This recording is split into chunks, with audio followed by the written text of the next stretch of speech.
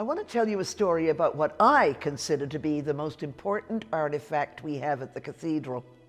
It's this. It's a Coventry Cross. Now, you may not know the story behind the Coventry Cross. On November the 14th, 1940, the Luftwaffe decimated the center of the city of Coventry in England. Coventry's about 29 miles from the city of Birmingham, where my parents lived at the time, and they said you could see the red in the sky from the fires. The cathedral was laid flat, except for one wall. Happened to be the east wall, where the altar stood.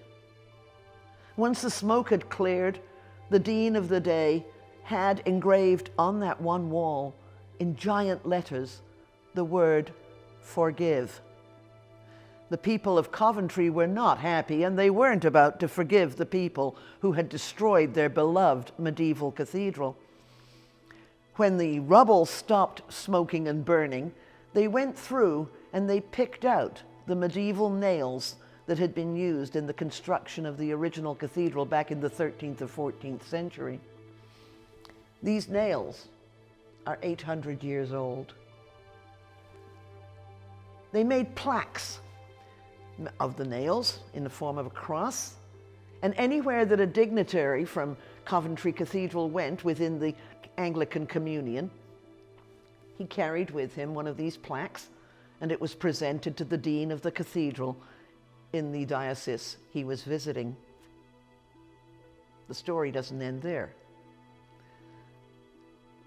1960, it was decided to build a new cathedral in Coventry, adjacent to the site of the old one. And teams of young people came from Germany to volunteer on the building of the new cathedral. They were very well received. 20 years, I guess, does a lot to alleviate hatred, one hopes.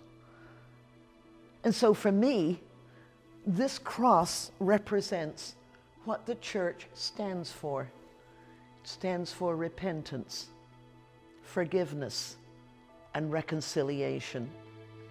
And incidentally, while the young German people were working in England on a new cathedral, young Brits were going to Berlin to help restore the Kaiserkirche in Berlin, which had been heavily damaged by Allied bombing. You know, there's hope for the world.